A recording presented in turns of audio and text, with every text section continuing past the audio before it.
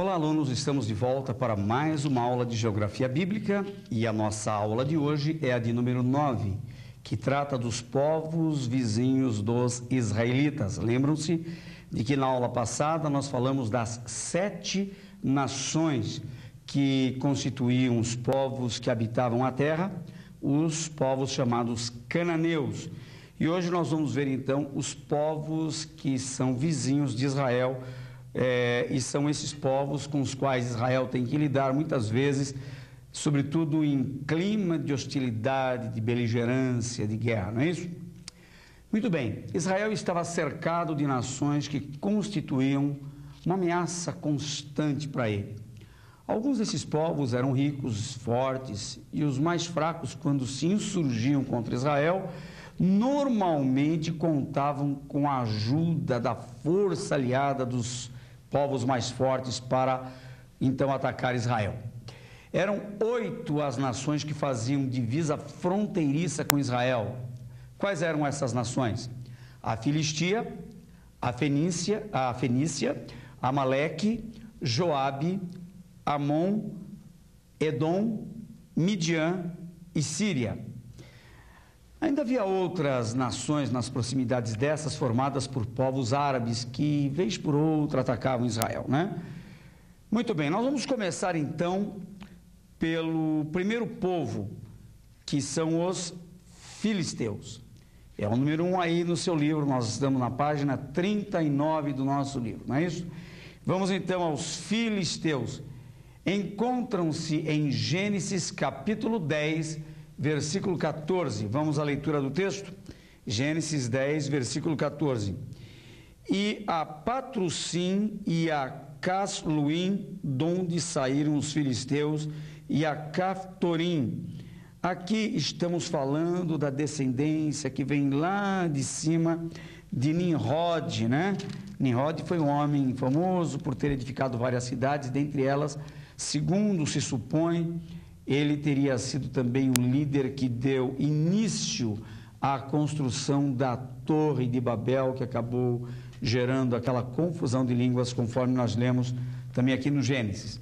Muito bem, então em Gênesis 10, 14, nós encontramos os primeiros indícios do surgimento deste povo que é chamado de Felisti, no plural, e Pelistim, isso no plural, digo, aliás, no singular daquele jeito, né? Felistim, no plural é Pelistim. Toda vez que você vir IM no hebraico, IM, a terminação IM é plural, não é como no português, por exemplo, que é S, o nosso plural. Para eles é o IM, designação do plural, quando formando a desinência, ou seja, o fim da palavra. Então, originalmente, no plural, o nome dos filisteus era Pelistim. Aí vocês podem entender então por que veio o nome Palestina, né? Eles que eram vizinhos acabaram se assenhorando da terra em matéria de nome, porque eles deram nome à terra, e isto por um bom período de tempo, né? Muito bem. Os filisteus, ou Pilistim, né, como se lê no plural originalmente, procedem de Casluim, do filho de Misraim, que vem do Egito. 1 Crônicas, capítulo 1, versículo 12. Vamos ler lá? E os patruceus e os caslueus, ou caslueus, dos quais procederam os filisteus. A Bíblia dá a gênese das palavras, a origem, né? Então aqui está dizendo que deles, dos patruceus e os caslueus, procedem os filisteus. Apesar disto, o berço deles, no entanto, segundo a arqueologia, orbita entre a ilha de Creta ou a ilha de Chipre. Veja aí no mapa onde estão a ilha de Creta e a ilha de Chipre. Vejam aí, não tem nada a ver com o território de Israel, né?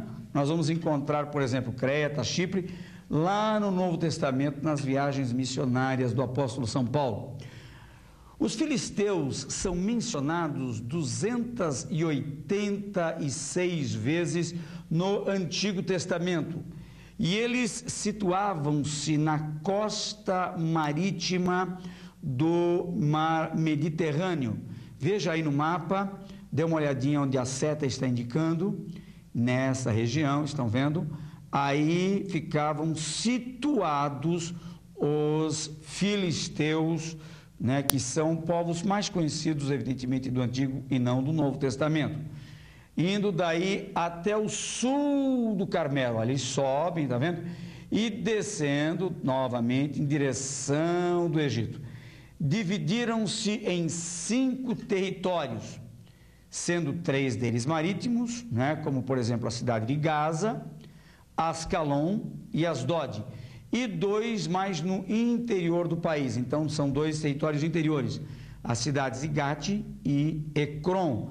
Gate e Ecrom aparecem mais naquela narrativa, naquele episódio da tomada da arca, quando os filhos de Eli, Ofni e Finéias precipitadamente tomam a arca para enfrentar guerra contra os filisteus. Então vai aparecer aí toda a trajetória da arca, quando do seu retorno 2 décadas depois, por essas cidades aí mencionadas. Bom, eles tinham tutela de Mareché, Ziclag e Gibeton, segundo as referências que nós temos aí de Miqueias 1,14, 1 Samuel 27, versículo 6, 1 Reis 15, 27 e também capítulo 16, versículo 15.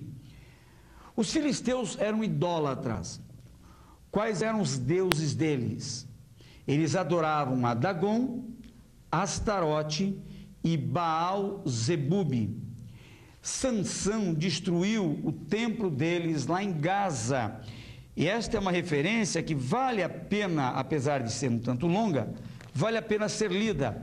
Vejam aqui, Juízes, capítulo 16, versículos 21 a 30. Vamos à referência então. Juízes 16, de 21 a 30, diz assim: Então os filisteus pegaram nele e lhe arrancaram os olhos e fizeram-no descer a Gaza e amarraram-no com as 2 cadeias de bronze e andava ele moendo no cárcere. E o cabelo da sua cabeça lhe começou a crescer como quando foi raspado ou rapado. Então os príncipes dos filisteus se ajuntaram para oferecerem um grande sacrifício ao seu Deus Dagon e para se alegrarem, e diziam: Nosso Deus nos entregou nas mãos a Sansão, nosso inimigo. Semelhantemente, vendo o povo, louvavam ao seu Deus, porque diziam: Nosso Deus nos entregou nas mãos o nosso inimigo, e o que destruía a nossa terra, e o que multiplicava os nossos mortos. E sucedeu que, alegrando-se-lhes o coração, disseram: Chamai Sansão para que brinque diante de nós. E chamaram Sansão do cárcere, e brincou diante deles, e fizeram-no estar em pé entre as colunas. Então disse Sansão ao moço que tinha pela mão: Guia-me, para que apalpe as colunas, e em que se sustém a casa, para que me encoste a elas. Ora, estava a casa cheia de homens e mulheres, e também estavam ali todos os príncipes dos filisteus, e sobre o telhado havia alguns 3.000 homens e mulheres que estavam vendo brincar Sansão.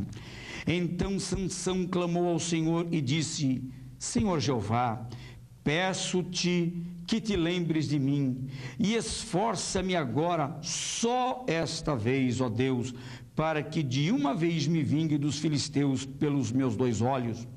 Abraçou-se, pois, Sansão com as 2 colunas do meio em que se sustinha a casa, e arrimou-se sobre elas com a sua mão direita numa e com a esquerda noutra. E disse Sansão: Morra eu com os filisteus.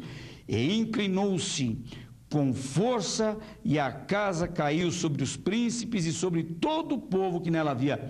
E foram mais os mortos que matou na sua morte do que os que mataram na sua vida.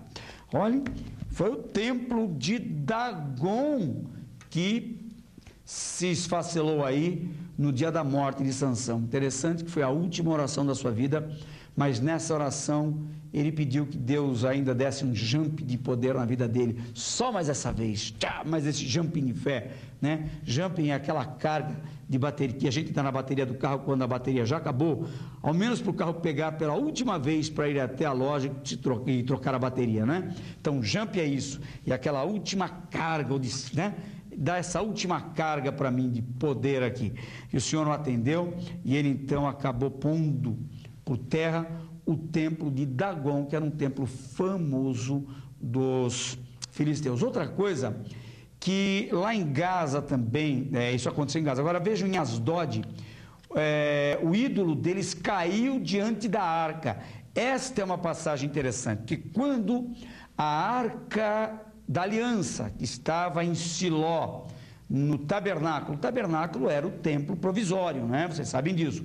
O tabernáculo foi a casa espiritual que Deus mandou construir para que nela habitasse a arca da aliança, que Moisés também teve que construir segundo a planta e o modelo que Deus dera, e até que eles construíssem um templo, e o primeiro templo era o sonho de Davi construir, quem construiu foi o filho dele, Salomão. Esta arca ficava lá sob a custódia de Eli, né? Quando então os filhos de Eli, Ofni e Finéias, resolveram enfrentar os filisteus numa batalha, porque estavam vexados, porque haviam perdido uma guerra contra eles, precipitadamente tomam a arca sem consultar o Senhor, sabendo que desta feita vinha a arca na frente desse povo. Os filisteus então reforçam seu exército, chamam vizinhos, outros povos, alugam carros de guerra, carros de ferro, tornam-se finalmente mais fortes que Israel e acabam vencendo a guerra. Morrem aí cerca de 30 mil homens de Israel, e o pior de tudo é que a arca é tomada. Quando chega a notícia ao velho Eli, ele está sentado numa cadeira, já muito gordo e velho, e ali estão também as noras, né, de Eli, a esposa de Ofni e Finéias. Nesta hora existe uma tragédia a mais na família, porque quando ele sabe da notícia, ele sofre um colapso, cai, quebra o pescoço, é uma cena horrível. Aí uma das noras morre também, ainda nasce a criança e dá o nome ao filho de Icabode, né? Quer dizer, e foi-se a glória. Bom, enquanto a arca da aliança estava em poder dos filisteus, lá no templo de Dagon, a narrativa de 1 Samuel 5:1-9 conta-nos que durante a noite puseram a arca, por ser santa, ao menos embora fossem pagãos, inimigos do povo de Deus, eles respeitavam a arca porque sabiam que nela habitava a glória de Deus. De madrugada vai lá um sacerdote para avistar a arca, dar uma olhadinha, para surpresa dele, encontra a estátua de Dagon caída no chão. Aí põe no lugar novamente, e na noite seguinte vai lá, e quando chega encontra novamente a arca com o nariz enterrado a estátua de Dagon caída com a cara enfiada na terra, provando com isso que onde a glória de Deus está presente, não existe força espiritual contrária capaz de resistir. Baal-zebub era um desses deuses deles também, que era o deus protetor do povo, protegia o povo contra as moscas. Você pode ler nas referências de 2 Reis 1, 2 e 3, também o versículo 16. Eles sempre costumavam levar os seus ídolos nas batalhas, isto os filisteus, e foi por essa razão, creio eu, que os filhos do sacerdote, que também era juiz em Siló, Eli, Ofni e Finéias, resolveram usar a tática do inimigo, levando o símbolo da glória do seu Deus na frente, que era a arca da aliança. Mas nós temos que usar as nossas próprias armas nas nossas guerras. A Bíblia diz no Novo Testamento que a nossa guerra não é contra a carne e o sangue, mas é contra as potestades do mal, não é isso? A nossa guerra, portanto, não é uma guerra sanguinária, é uma guerra espiritual. Claro que no contexto do Antigo Testamento via-se isto numa outra perspectiva. Ali a guerra era de sangue, mas também envolvia o lado espiritual, porque o nome do Senhor estava muitas vezes em jogo. E outra questão é que eles, para competir com Deus de Israel, usavam de toda a sua força idólatra e, junto destas crenças, a sua liturgia, que geralmente consistia na matança de pessoas inocentes, coisa que Deus abominava. Bom, há também um outro grupo de filisteus que aparece na Bíblia com o nome de quereteus, né? Fazem parte do grupo dos filisteus, mas na verdade eles não são assim tão conhecidos, mas esse nome, quando você identificar na Bíblia, quereteus estão ali ligados aos filisteus. Como eu falei na aula passada, os povos terminados em eus são povos que habitam na terra, são as 7 nações, mas os filisteus terminam em eus e são vizinhos de Israel, apesar de que um dia a nação vai ganhar o nome deles, por isso se tornou Palestina, que procede aí, né, deles. Muito bem. Outro povo, esse povo merece uma atenção daquelas na Bíblia, a história dos amalequitas. A Bíblia destaca 3 grupos de amalequitas, né? Então, o primeiro deles, os que foram destruídos na guerra de Quedorlaomer, lá de Gênesis 14, versículo 7. Lembram isto? Gênesis 14 fala do encontro de Abraão com Melquisedeque, rei de Salém. Lembra que Melquisedeque de justiça, também chamado rei de paz, porque era rei de Shalem. Shalem é a cidade de Jerusalém, que quer dizer cidade de paz. Por isso, rei de justiça e rei de paz, como interpreta o escritor aos Hebreus, e o próprio nome hebraico quer dizer exatamente isso. Então, Gênesis 14 trata da guerra de Quedorlaomer, os 4 reis contra os 5, e há uma confusão tão grande. No final, Abraão entra, ele intervém nessa guerra e consegue dar vitória ao seu sobrinho Ló e os que com ele estavam. Então, ali há uma destruição já de amalequitas, que eram um dos povos unidos na guerra, né, naquela liga contra as nações, inclusive de Sodoma e Gomorra, que estavam em aliança para lutar contra aqueles povos depois de uma provocação. Há um segundo grupo de amalequitas, o grupo que descende do filho de Elifaz. O filho de Elifaz, que é filho de Esaú com Timna, sua concubina. Vamos ver aqui a referência. Bom, não precisamos ver agora, porque já está citado. Vamos a algumas referências mais assim, para a gente poder ganhar um pouco de tempo aqui nesta aula. Você tem aí Gênesis 36, 12 a 16. O terceiro grupo de amalequita é o que enfrentou Israel no deserto do Sinai. Agora, esse eu faço questão de ler, hein? Vamos aqui a Êxodo, capítulo 17, versículos 8 a 15. Êxodo, capítulo 17, de 8 a 15, diz assim: Então veio Amaleque e pelejou contra Israel em Refidim, pelo que disse Moisés a Josué: Escolhe-nos homens e sai e peleja contra Amaleque. Amanhã eu estarei no cume do outeiro e a vara de Deus estará na minha mão. E fez Josué como Moisés lhe dissera, e pelejando contra Amaleque, mas Moisés, Arão e Ur subiram ao cume do outeiro. E acontecia que quando Moisés levantava a sua mão, Israel prevalecia, mas quando ele abaixava a sua mão, Amaleque prevalecia. Porém as mãos de Moisés eram pesadas, por isso tomaram uma pedra e a puseram debaixo dele para sentar-se sobre ela. E Arão e Ur sustentaram as suas mãos, um de um lado e outro do outro. Assim ficaram as suas mãos firmes até que o sol se pôs. E assim Josué desfez Amaleque e a seu povo ao fio de espada. Então disse o Senhor a Moisés: Escreve isto para memória num livro e relata-o aos ouvidos de Josué, que eu totalmente hei de riscar a memória de Amaleque de debaixo dos céus.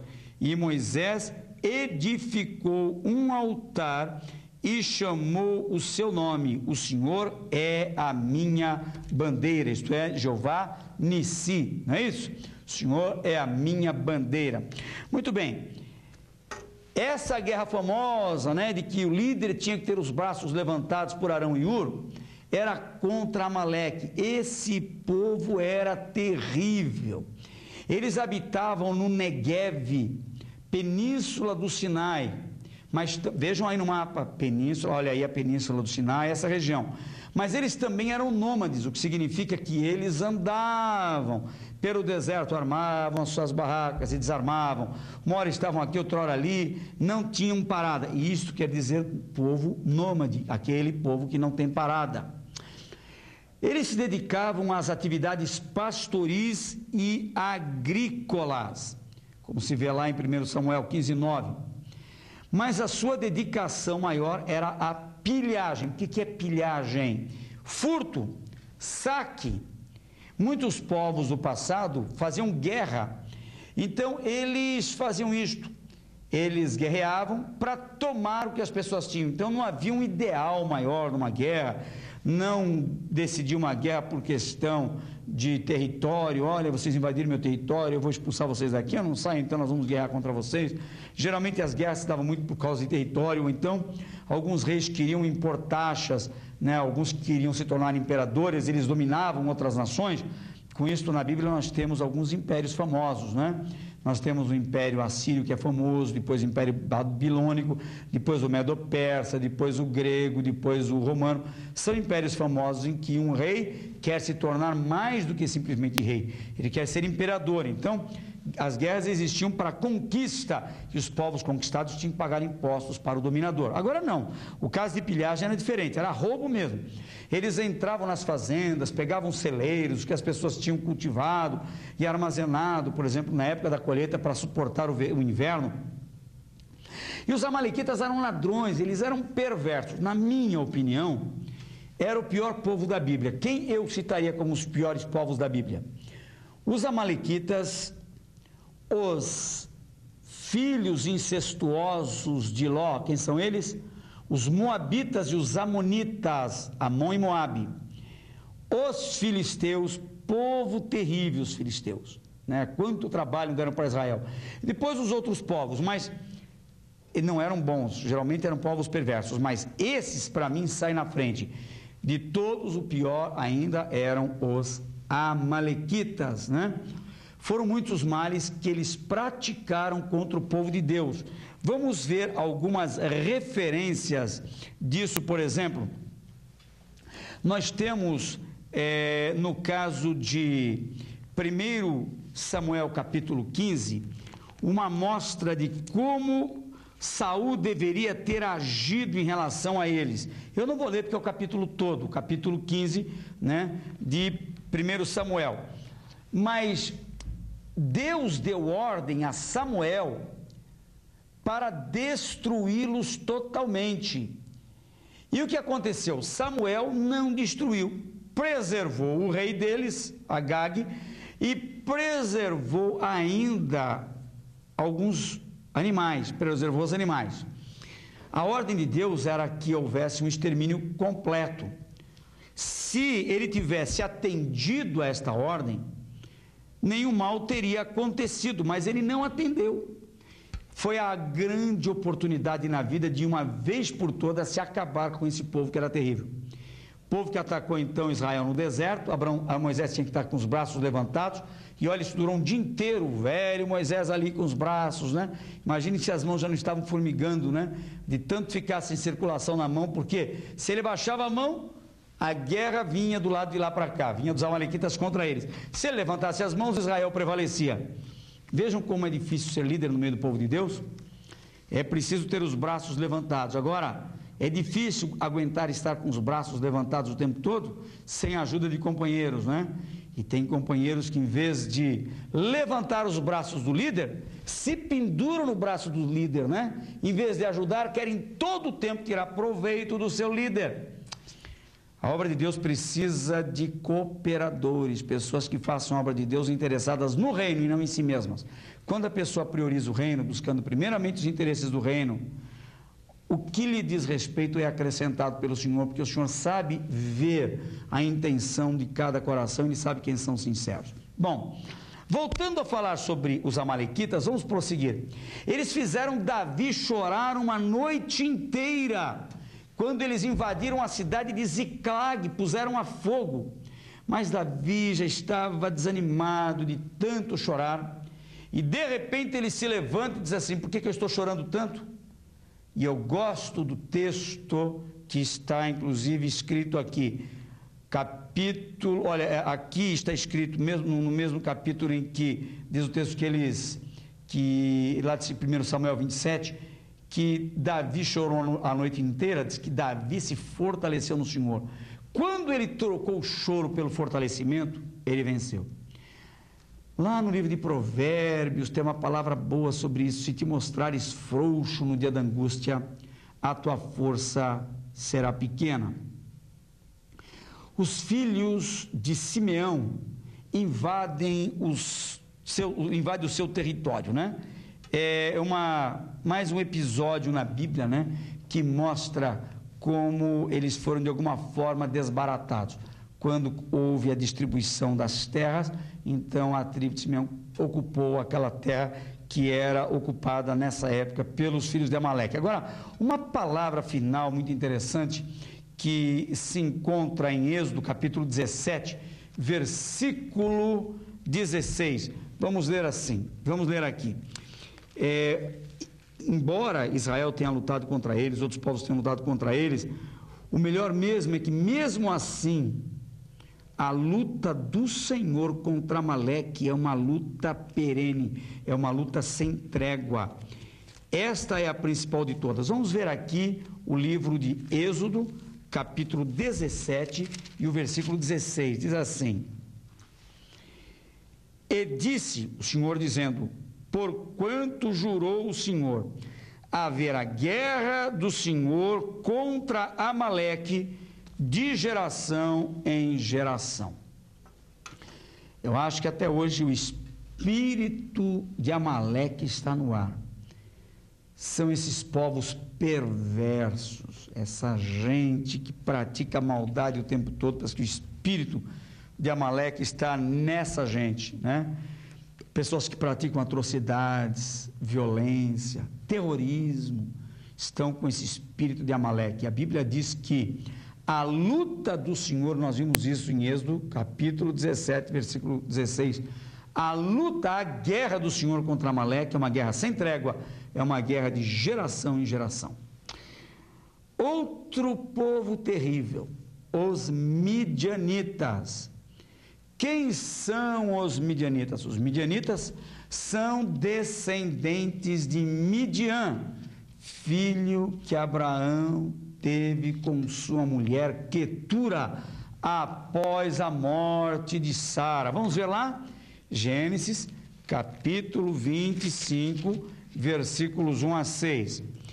Então Abrão tomou outra mulher, o seu nome era Quetura, e gerou-lhe Zinrã, e Joksã, e Medã, e Midian, grife aí, e Isbaque e Suá. E Joksã gerou a Seba e a Dedã, e os filhos de Dedã foram Assurim, e Letussim e Leumim. E os filhos de Midian, outra vez grifando, foram Efá, e Efer, e Enoque, e Abida, e Elda. Estes todos foram filhos de Quetura. Porém Abrão deu tudo que tinha a Isaque, mas aos filhos das concubinas que Abraão tinha, deu Abraão presentes, e vivendo ele ainda, despediu-os do seu filho ao oriente para a terra oriental. E assim eles se alojaram lá numa terra mais oriental, né, como você constata aí. Vamos ver lá os descendentes de Midian então, né? Uns dizem que eles habitavam nas proximidades do Golfo de Elã. Outros historiadores, como por exemplo Jerônimo e Eusébio, são dois historiadores famosos ali do terceiro século, dizem que os midianitas habitavam próximo ao oásis de El-Bed, na chamada terra de Midian, onde Moisés viveu por 40 anos. Veja essas imagens aí que nós fizemos ir lá. Isto é Midian, né? Aí junto ao pé do Monte Horebe. O Monte Horebe tem atrás de si o Monte Sinai. Muitas vezes Horebe e Sinai são chamados de mesmo monte, que afinal formam uma única montanha. Faz sentido, porque Jetro era midianita. Querem ver? Gênesis, capítulo 36, versículo 35. Vamos ver lá? Gênesis 36, versículo 35. E morreu Husão, em seu lugar reinou Hadade, filho de Bedade, o que feriu a Midian no campo de Moabe, e o nome da sua cidade foi Avite. Aqui está a história do povo. Muito bem. Seguindo, os midianitas e os ismaelitas, algumas vezes, são confundidos no texto sagrado. Lembram da história de José, quando foi jogado no poço pelos seus irmãos? Diz que uma expedição de ismaelitas passou lá e levou. Na sequência do texto, você vê que são amalequitas, ou midianitas. Eu já falei de amalequita, esquece aí, né? São, então, confundidos. Vamos ver aqui. Eles estão, muitas vezes, sendo, olha aqui, midianitas e ismaelitas, da tribo, seriam os descendentes de Ismael. Por quê? A verdade é que os ismaelitas, filhos de Ismael, são os que dão origem aos povos árabes. E os midianitas, eles têm a sua própria história, como vimos aqui na Bíblia, né? São descendentes de Abraão, na verdade, com Quetura, não é isso? São irmãos por parte de pai, nesse caso dos ismaelitas, porém um descendente de Quetura e outro, na verdade, que Ismael é descendente de Agar. É possível que no caso da compra de José houvesse uma mistura dos dois grupos também, viu? Por isso que são citados ambos, né? Podia ter ali um pouco de ismaelita e um pouco de midianita também, isso é bem possível ter ocorrido. Além de bons comerciantes, eles eram profundos conhecedores do deserto.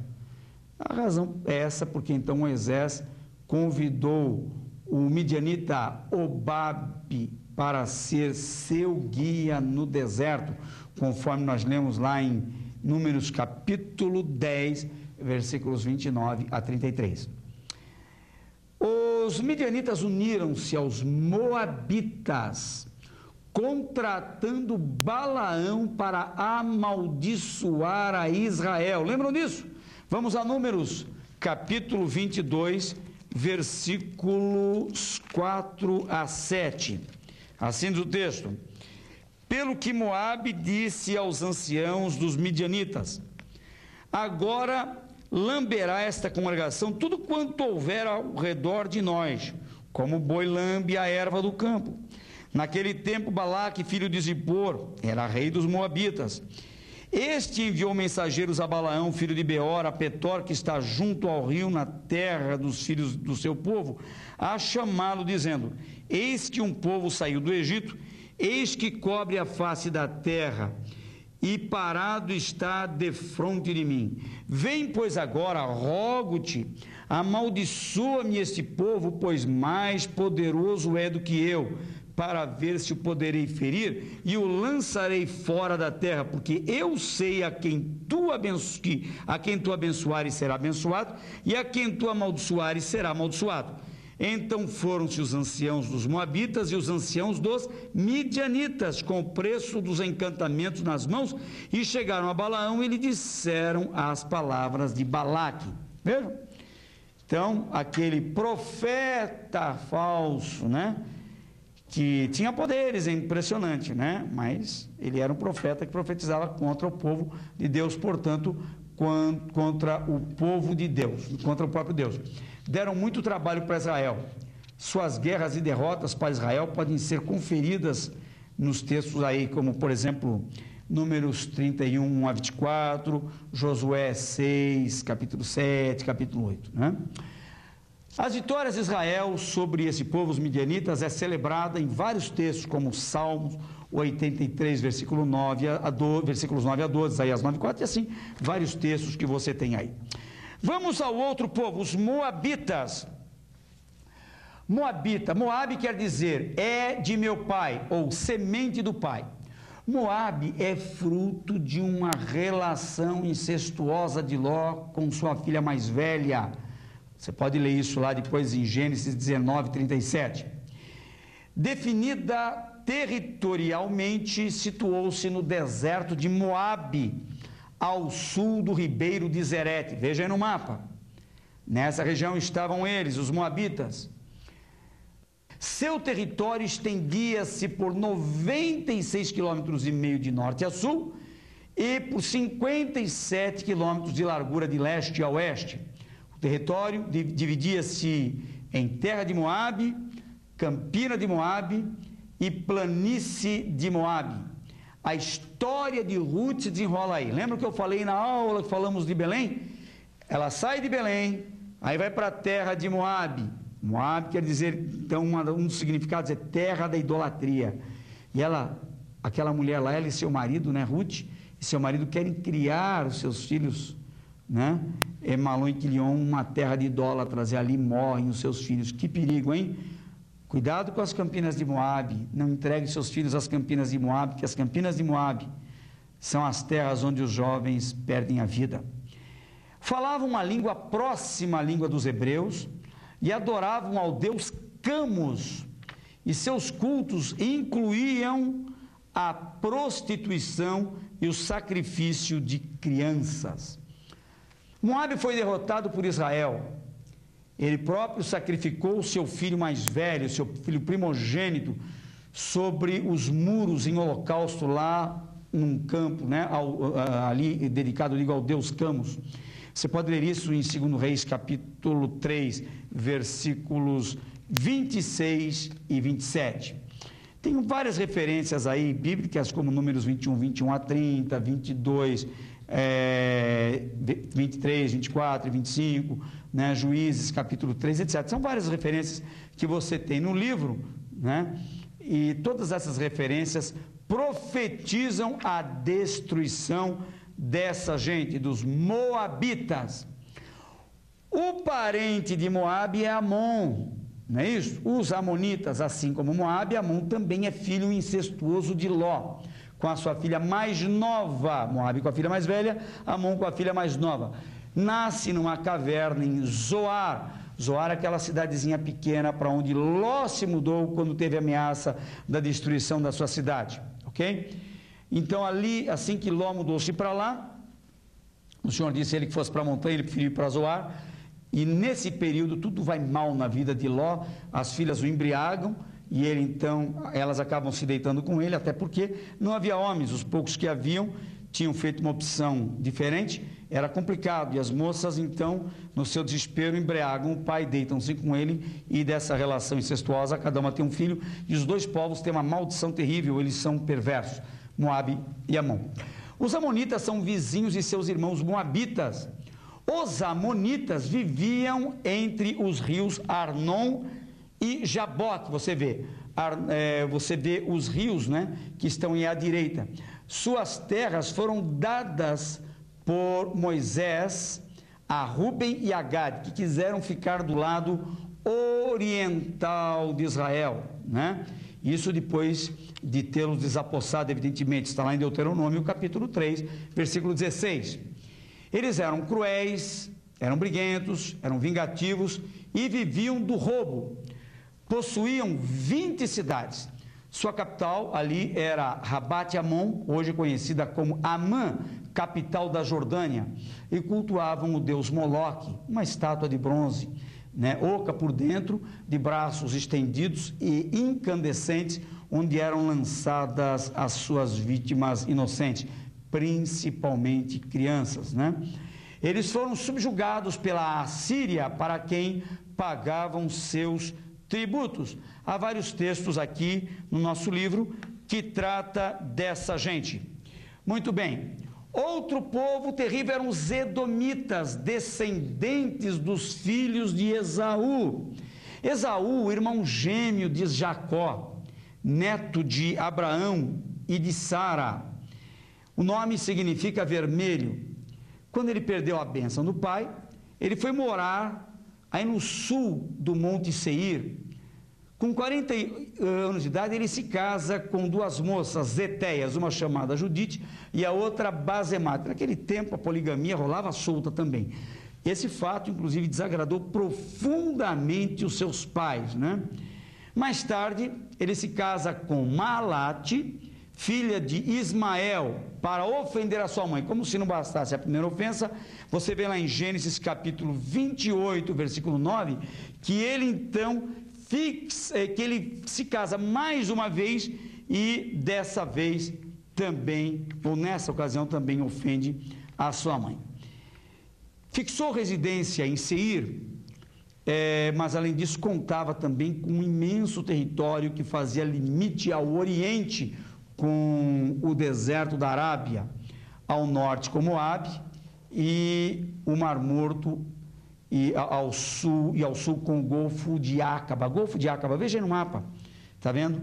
Essa região da parte da lateral direita do norte, né, do Mar Vermelho. E então aí está o Golfo de Acaba e ao ocidente, né, fazia divisa com o deserto de Sim, onde ficava Cádiz Barneia.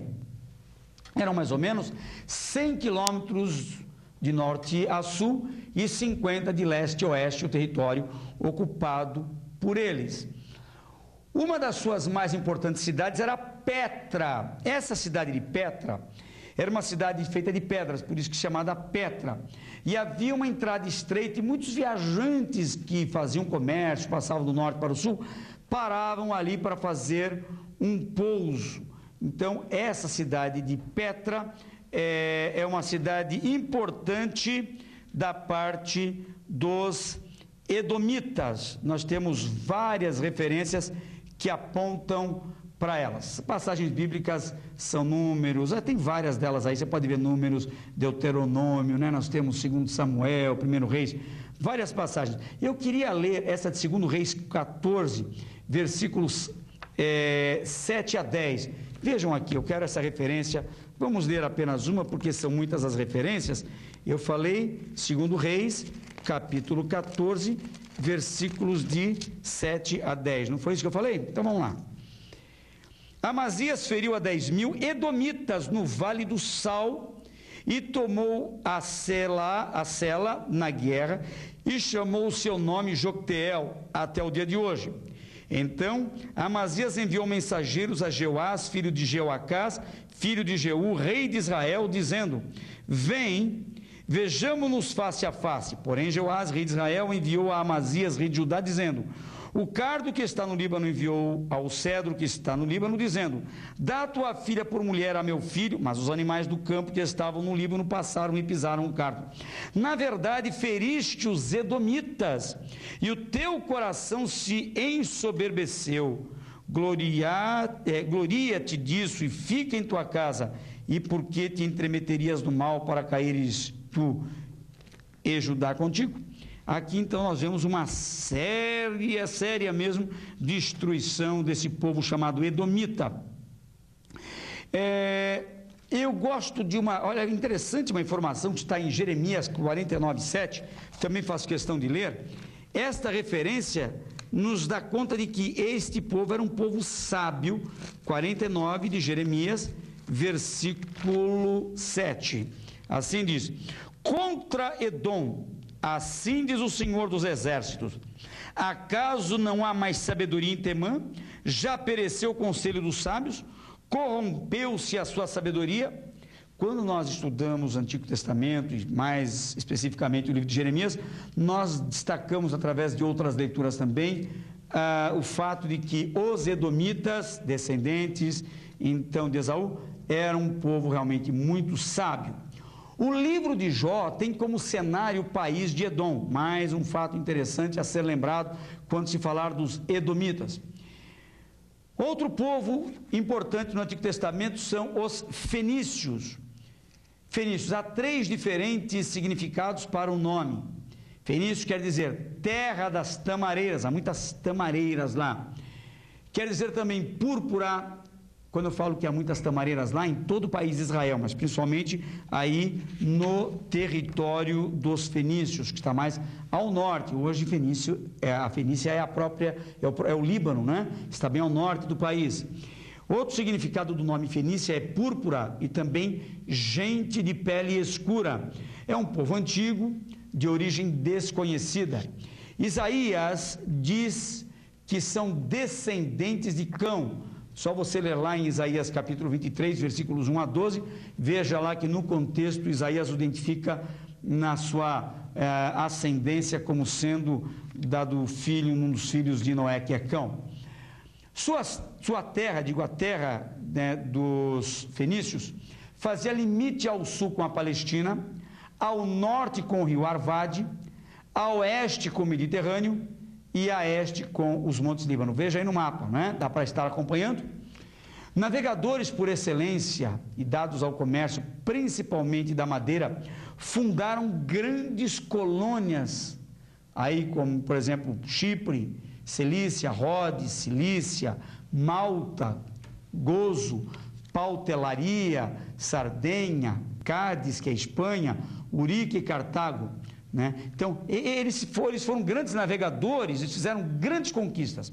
Na sua sabedoria, com o comércio, faziam de suas colônias grandes armazéns de gêneros. Eles foram os primeiros a fazer a Feira das Nações. Vamos ler Isaías 23, versículo 3. Hoje nós falamos muito em Feira das Nações, né? Eu mesmo já visitei algumas feiras, né, de nações no Brasil, já na Europa, participei também nos Estados Unidos. Feiras das Nações, virou uma moda. Mas a primeira da história, citada literalmente assim, está aqui em Isaías capítulo 23, versículo 3, diz assim: e a sua provisão era a semente do canal, que vinha com as muitas águas, e a ceifa do Nilo, e ela era a Feira das Nações. Viram aí? Feira das Nações. Quem primeiro criou isso foram os árabes. Suas principais cidades são Tiro e Sidom. Lembra da mulher tirofenícia, lá de Mateus 15? São tidos como muito sábios, são mencionados de maneira diferenciada por Ezequiel, que compara o rei de Tiro ao próprio Satanás, Lúcifer. Leia Ezequiel 28, ali você tem uma figura de retórica, a queda de Satanás comparada com a queda do rei de Tiro, que é lá do Líbano, ou então Fenícia. Não obstante, o rei Irão fez acordos, o rei Irão foi um dos reis de lá também, fez acordos comerciais com Salomão, temos referências várias aí, e foi grande amigo do rei Davi. Se você ler 1 Reis 5:1, você vai ver isso. Você gosta de vidro? Todo mundo usa vidro em casa, espelhos de vidro, né? Essa minha mesa aqui é de vidro, dá para ver pelo brilho, né? Copo de vidro. O vidro é fabricação deles, bem como a fabricação de perfumes e lindas cerâmicas, provém da Fenícia. Quanto ao aspecto religioso, eles adoravam a Baal e a Astarote. E em seus cultos, mais uma vez, está vendo a prática pagã? Sacrificavam desde crianças até pessoas idosas. A nação de Israel se insurgiu contra essas práticas algumas vezes, é o que a gente vê, por exemplo, em Juízes, né? Capítulo 7, nós temos várias referências, capítulo 6, capítulo 7, mas mesmo assim, esse país mantinha boas relações, Israel mantinha boas relações com os fenícios, sobretudo por causas comerciais. Temos várias referências bíblicas sobre eles, como você tem aqui no seu livro, né? Hoje, então, pertence ao território do Líbano, a antiga Fenícia. Finalmente, vamos ver os Círos. A Síria está situada no planalto de Anatólia. Veja o mapa. Faz divisa ao norte com a Ásia Menor, ao ocidente com o Mediterrâneo, a sudoeste com a Galileia, a sudeste com a Galileia, né? E a sudoeste com o deserto sírio-arábico. Seus principais rios são o rio Eufrates, que passa por lá, Orontes, Farfar. Lembram que Naamã, quando foi lá para receber a cura do profeta Eliseu, ele reclamou que as águas do Jordão eram barrentas? Porventura os rios da minha terra, Abana e Farfar, não são melhores do que essas águas para que eu tenha que me banhar nelas? Mas eram nas águas do Jordão que estava o milagre, o segredo da sua cura, não é isso? Então, rio Orontes, rio Farfar, rio Abana, são rios que estão aí atravessando a Síria. E as suas cidades principais são Damasco, Homs, Ramate, Alepo e Antioquia. Antioquia, que é tão citada no livro de Atos, Antioquia da Síria. A Síria fez guerras contra Israel e o venceu, por exemplo, no tempo de Naamã. E nós não sabemos quais foram os despojos que a Síria levou nessa guerra, mas sabemos de uma menina que foi levada à casa de Naamã, que era o chefe do exército do rei da Síria. Ele, porém, estava leproso e fica sabendo em casa por essa menina que há um homem, profeta de Deus, que está lá na sua terra em Samaria, que podia restaurar a lepra, né? Então ela diz para sua senhora: oxalá o meu senhor estivesse diante do homem de Deus que está lá em Samaria, certamente ele restauraria a lepra. Então ele pede ordens para o rei da Síria e vem com uma grande comitiva, mas bate em porta errada, chega na casa do rei de Israel. O rei fica irado, pensando: olha, porventura esse homem não busca ocasião contra mim, mas na verdade ele buscava o profeta Eliseu. Até que Eliseu manda um recado: vá dizer para ele que ainda há profeta nessa terra. E quando então Naamã chega à sua casa, recebe ordem para se banhar 7 vezes no rio Jordão, e aí então ele é purificado da sua lepra. Há outras referências sobre os Círios na Bíblia, né? E estão lá em 1 Reis, capítulo 20, versículos 20 a 34. São várias referências. Ezequiel, nós temos 2 Reis, várias referências, né? O fato notável é que Saulo foi batizado em Damasco. Ele era um cidadão sírio. Ele era de Tarso, cidade de Tarso, na Síria. E ele estava indo a caminho de Damasco quando tem aquele súbito encontro com o Senhor, algo que pode se ver lá no capítulo 9 de Atos dos Apóstolos, não é isso? Mais especificamente o versículo 18. Assim nós vemos a história da Síria. Na próxima aula nós estaremos estudando então a formação do povo de Israel a partir de Abraão. Deus tomou um caldeu, Abraão, no sul da Babilônia, de origem semita, para por ele construir um povo seu que viesse beneficiar todas as demais raças, não é isso? Depois de 100 anos de peregrinação na terra da promessa, Abraão morre aos 175 anos de idade, deixando uma prole numerosa que percorreu a área compreendida entre Siquém, Betel, Hebrom e Berseba. Mas isto já é assunto da aula 10, que trata da origem dos hebreus. Por hoje é só. Leia a sua aula antecipadamente antes de estar aí na sua sala de aula. Leia o capítulo 10 da aula de geografia, que trata da origem dos hebreus, e leia também as passagens bíblicas relativas para se familiarizar com o assunto. Assim o seu aproveitamento há de ser melhor. Deus abençoe a sua vida e até a semana que vem.